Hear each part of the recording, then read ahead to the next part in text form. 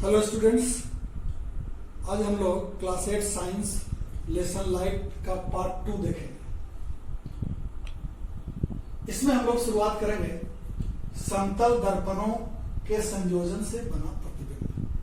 कल हम लोग ने देख लिया था कि समतल दर्पण से प्रतिबिंब कैसे बनता है और प्रतिबिंब की प्रकृति क्या होती है।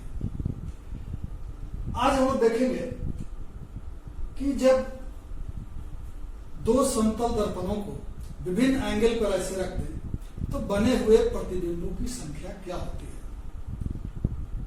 आप लोगों में से बहुत लोग सैलून में कभी हेयर कट के लिए गए होंगे,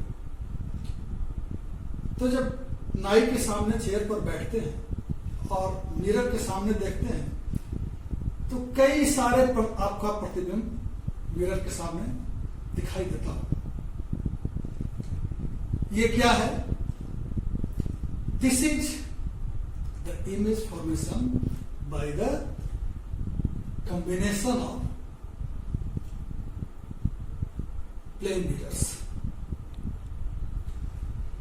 तो आपके बुक में है कि जब दो समतल दर्पण के बीच में 0 डिग्री, 45 डिग्री, 60 डिग्री और 120 डिग्री का कोण हो तो बने हुए प्रतिबिंबों की संख्या क्रमशः अनंत, 7, 5 एंड 2 होता है।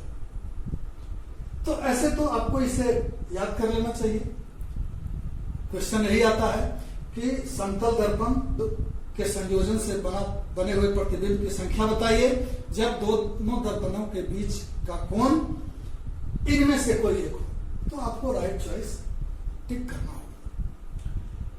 लेकिन मान लीजिए कि अगर इसके अलावा कोई कोण दे दिया गया, मान लीजिए, तब हम क्या करेंगे? सपोज 30 डिग्री दिया हुआ है कि दो समतल दर्पण के बीच में 30 डिग्री का कोण है, तब प्रतिबिंब की संख्या क्या होगी? तो इसके लिए एक फॉर्मूला है, इसको आप लोग लिख लें, याद करेंगे कि समतल दर्पण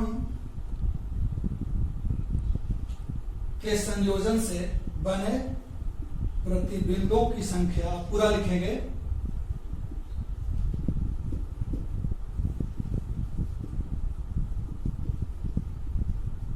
is equal to 360 degree by theta -1। आप पूरा लिखेंगे समतल दर्पण के संयोजन से बने प्रतिबिंबों की संख्या बराबर 360 डिग्री बाय थीटा -1। अब हम लोग यहां से वेरीफाई भी करेंगे एक दो। जैसे मान लीजिए कि दो समतल दर्पण के बीच में 0 डिग्री का कोण है। 0 डिग्री का कोण जैसे अभी हमने बताया, नाई की दुकान में दो पैरेलल मिरर्स रखे हुए हैं तो दोनों के बीच में 0 डिग्री का कोण हो गया। तो यहां पर अनंत प्रतिबिंब लगता है कि आगे तक, दूर तक हमारा प्रतिबिंब बन रहा है। एक में आगे, एक में पीछे का भाग दिखाई देता है। तो अनंत है। कैसे? देखिए, जब 0 डिग्री है तो ये जो संख्या n है वो हो जाएगा हमारा 360 डिग्री बाय 0 -1। किसी भी नंबर को अगर हम 0 से डिवाइड करें तो ये होता है क्या चीज? इंफिनिटी। -1 equal to infinity. यहां पर एक चीज आप ध्यान दीजिएगा कि 0 डिवाइडेड बाय ए नंबर, कोई भी number, real number, equal to 0 number. ये नोट कर लेंगे आप लोग। और नंबर 2, इसी का reciprocal, a number divided by 0 equal to infinity. याद रखेंगे इसको, इंपॉर्टेंट है। अब आइए हम लोग यहां पर आते हैं 45 डिग्री पर चेक करते हैं। तो ये हो जाएगा हमारा, जब ये 45 है, theta is equal to 45 degree, तो n हो जाएगा हमारा 360 बाई 45 माइनस 1, तो ये कितना हो जाएगा, कितना बार में 45 से जाएगा,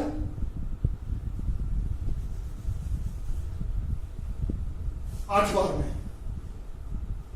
45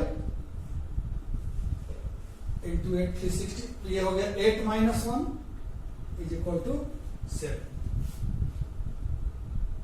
क्लियर है? आगे आते हैं। इसी प्रकार से आपको चेक करना है, ये होमवर्क में मैं दे रहा हूं कि जब 60 डिग्री रहेगा 5 कैसे आएगा, 120 डिग्री रहेगा तो 2 कैसे आएगा। मैं शुरू में बता रहा था कि इसके अलावे अगर रहेगा 30 डिग्री, मान लीजिए थीटा इज 30 डिग्री, तो हम कैसे निकालेंगे, n इज इक्वल टू,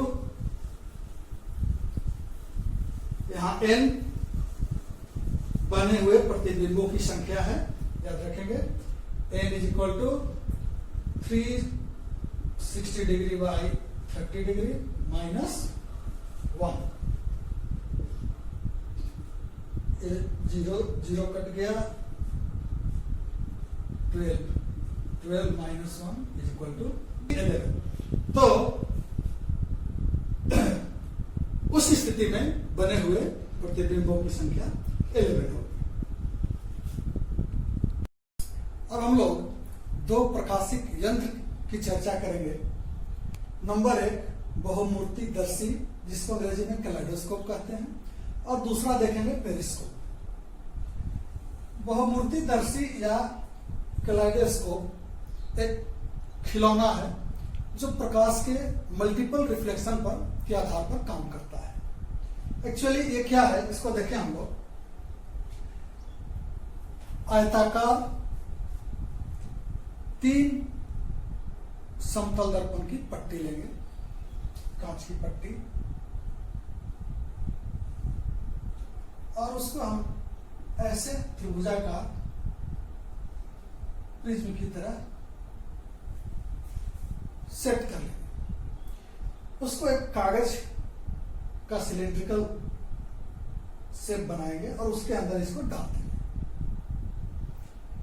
नीचे में एक खुरदुरे कांच का प्लेट रख देंगे और इस पर कुछ रंगीन कांच के टुकड़े रख देंगे। ऊपर वाले भाग को कागज के मोटे गत्ते से ढकेंगे, जिसके बीच में एक छोटा सा छेद होगा, बीच में स्मॉल होल होगा, छोटा सा देखने के लिए। जब हम लोग इस यहां से देखते हुए इसको रोटेट करते हैं तो यहां पर मल्टीपल रिफ्लेक्शन होता है, क्योंकि हम लोगों ने कॉम्बिनेशन ऑफ प्लेन मिरर्स रख दिया है। मल्टीपल रिफ्लेक्शन के चलते ये रंगीन कांच का बहुत सुंदर पैटर्न, तरह तरह के डिजाइन दिखाई देता है। ये हुआ शॉर्ट में हमारा कैलेडोस्कोप। दूसरा है पेरिस्कोप। पेरिस्कोप भी प्लेन मिरर पर ही आधारित एक प्रकाशिक यंत्र है, जिसका उपयोग हम लोग ऐसे जगह को देखने के लिए करते हैं जहां जो चीज हमारी आंखों की पहुंच से ऊंचाई पर हो।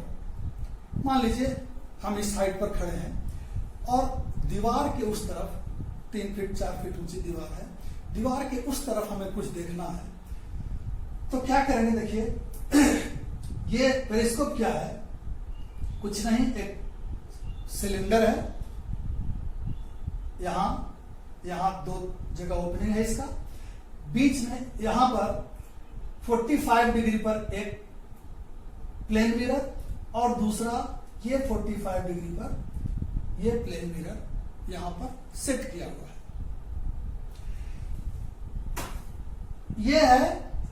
ये हमारा हाइट है, हम यहां पर खड़े हैं और हमें इधर की कोई चीज को देखना है। यहां पर कोई ऑब्जेक्ट है या कोई भी चीज है जिसे हम देखना चाहते हैं और हमारी हाइट इतना ही है, उधर की चीज को हम ऐसे नंगी आंखों से नहीं देख पाते। इसको लगाने के बाद क्या होगा, यहां से कल हमने शुरू पार्ट 1 में कहा था कि हम तब देख पाते हैं जब उस वस्तु से चलने वाली प्रकाश की किरण या वहां से परावर्तित होकर आने वाली प्रकाश की किरण हमारी आंखों तक जब पहुंचेगी तभी हम उस वस्तु को देख पाते हैं। कहने का मतलब अगर हमको इस वस्तु को देखना है तो यहां से चलने वाली प्रकाश की किरण को हमारी आंखों तक पहुंचना पड़ेगा, तब हम उसको देख पाएंगे।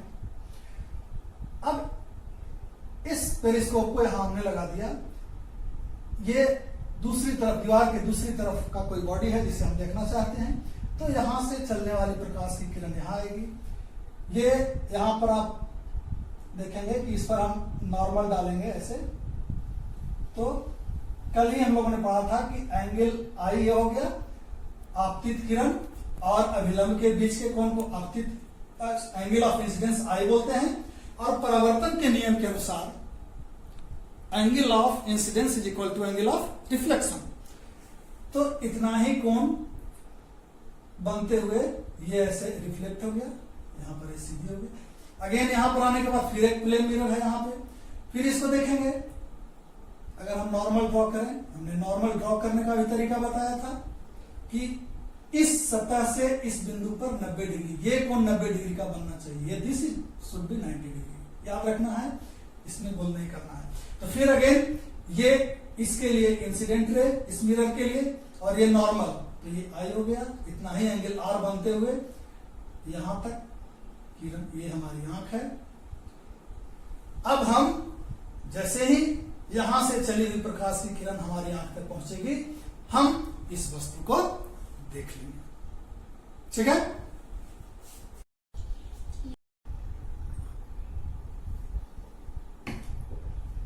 ओके। नाउ हम लोग देखेंगे डिस्पर्सन ऑफ लाइट, प्रकाश का विक्षेपण। डिस्पर्सन ऑफ व्हाइट लाइट बोलेंगे तो दैट इज प्रकाश का हम लोग वर्ग विक्षेपण भी कभी कभी इसको बोलते हैं। सूर्य का प्रकाश का कोई रंग नहीं होता है, फिर भी इसे हम लोग श्वेत प्रकाश बोलते हैं। सूर्य के प्रकाश को व्हाइट लाइट कहते हैं। जब सूर्य का प्रकाश किसी प्रिज्म से, प्रिज्म एक ट्रायंगुलर पीस ऑफ ग्लास है, यह प्रिज्म है। प्रिज्म से जब सूर्य का प्रकाश या व्हाइट लाइट, श्वेत प्रकाश गुजरता है तो ये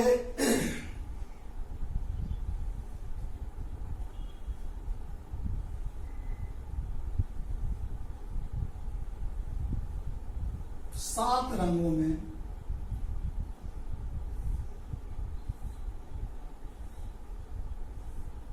टूट जाता है। तो श्वेत प्रकाश या सूर्य के प्रकाश को 7 रंगों में स्प्लिट होने की प्रक्रिया को या टूटने की, विभक्त होने की प्रक्रिया को हम लोग प्रकाश का वर्ण विक्षेपण और डिस्पर्सन ऑफ लाइट कहते हैं। व्हाइट लाइट का या सूर्य के प्रकाश का 7 रंगों में जो इसका कॉन्स्टिट्यूएंट कलर्स जिसको हम लोग बोलते हैं, चलिए सूर्य का प्रकाश इन्हीं 7 रंगों से बना हुआ है। इन रंगों का नाम है हम लोग शॉर्ट में इसको याद रखेंगे, विबज्योर,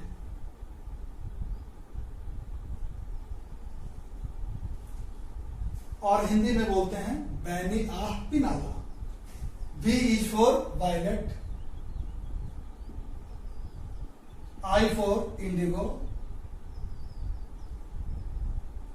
नीला, blue for आसमानी, B for blue, G for green, हरा, Y for yellow, पीला, O for orange, नारंगी, एंड R for red, जिसे हम लाल कहते हैं। तो हमने देखा कि जब व्हाइट लाइट किसी प्रिज्म से होकर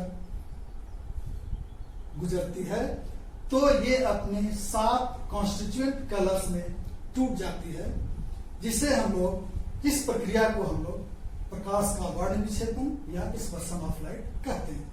ये सातों रंग कौन कौन है याद रखना है। सबसे ज्यादा विक्षेपण वायलेट का होता है, याद रखना है, और सबसे कम रेड का होता है। यही कारण है कि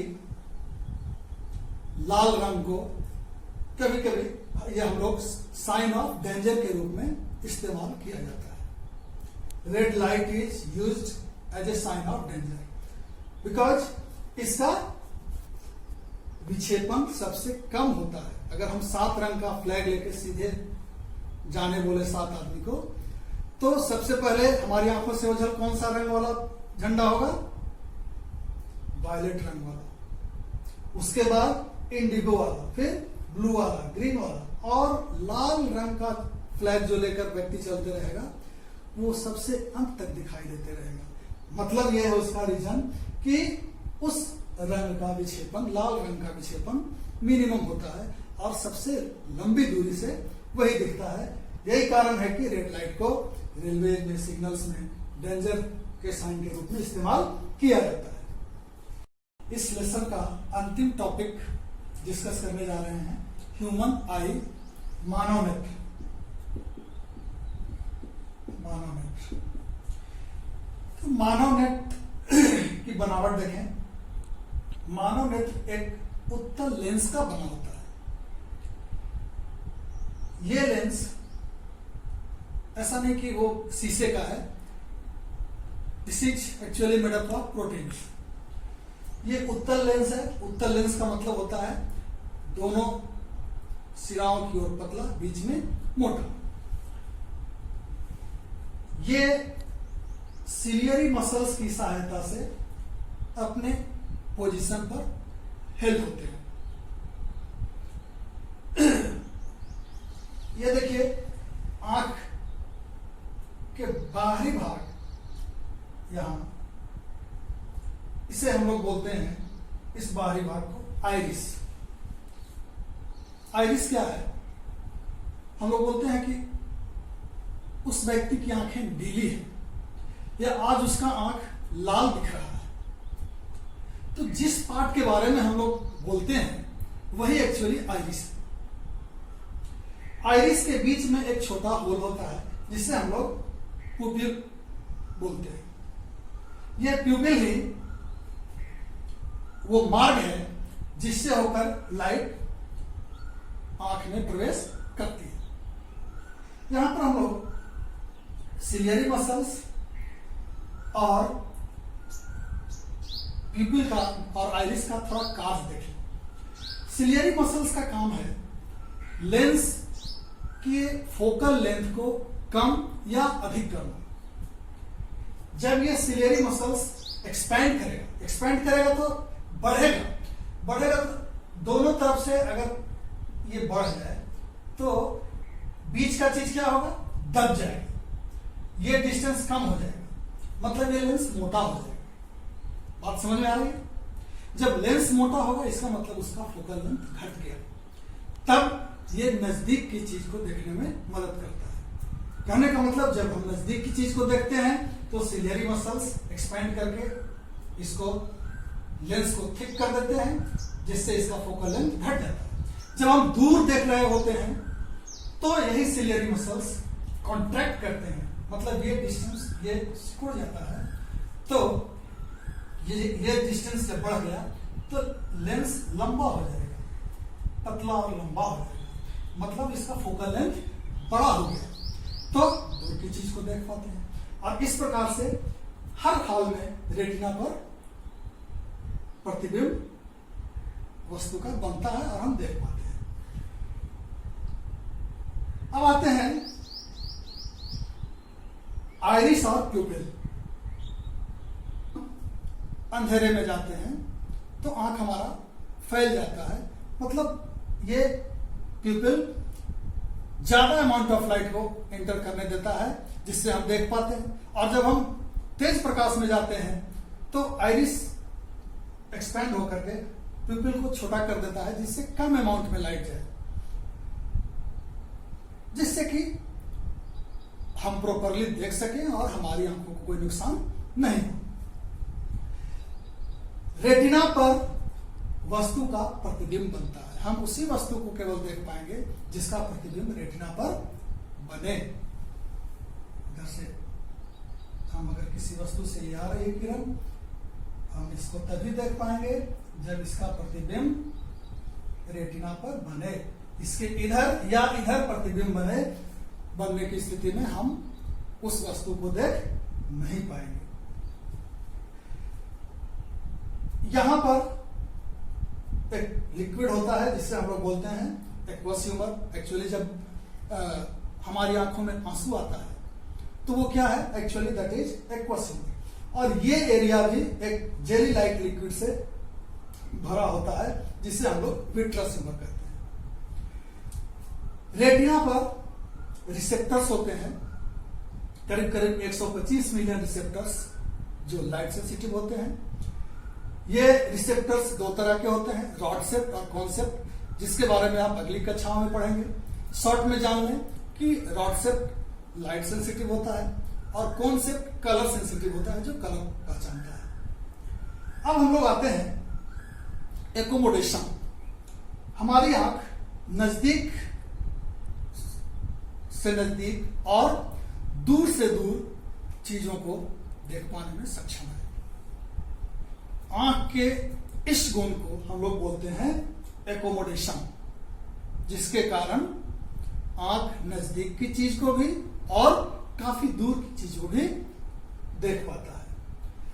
यहां पर दो चीज है, नियर पॉइंट और फार पॉइंट। वो कम से कम दूरी जहां पर एक सामान्य एडल्ट का नेत्र क्लियरली देख पाए उसे हम लोग बोलते हैं नियर पॉइंट, और ये 25 cm होता है, याद रखिएगा।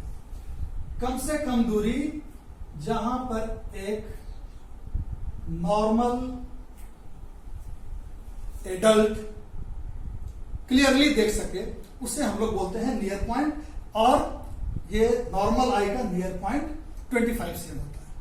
फार पॉइंट वो अधिकतम दूरी जहां तक एक नॉर्मल आई देख सकता है उसे हम लोग फार पॉइंट बोलते हैं, और फार पॉइंट इन्फिनिटी होता है, जैसा कि हम चांद तारे सब कुछ देख पाते हैं।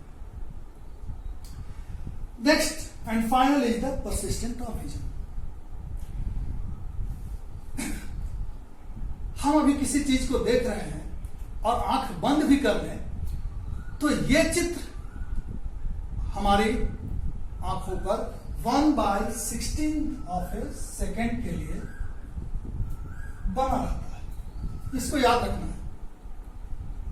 अगर हम आंख किसी चीज को देखने के बाद बंद भी कर लें तो उसका फिगर हमारी आंखों में 1/16 सेकेंड के लिए बना रहता है, जिसे हम लोग परसिस्टेंस ऑफ विजन कहते हैं। इसी के आधार पर अगर हम 1 सेकेंड में 16 या इससे ज्यादा फोटो खींचें तो वो लगता है हमारी आंखों को कि ये चलता फिरता इमेज है, जिसके आधार पर मूवी बनना शुरू होगा। तो ये आंख के विषय में कंप्लीट था। इस प्रकार से क्लास 8 का साइंस खत्म हुआ। इसमें से कई टॉपिक्स क्लास 10 के लिए भी इक्वली इंपॉर्टेंट है। कुछ टॉपिक्स हम एक पार्ट 3 बना देंगे, तो ये लाइट पार्ट 3 जो होगा और ये 2 पार्ट मिलकर क्लास 10 का जो लाइट चैप्टर है वो भी कंप्लीट हो जाएगा। Thank you.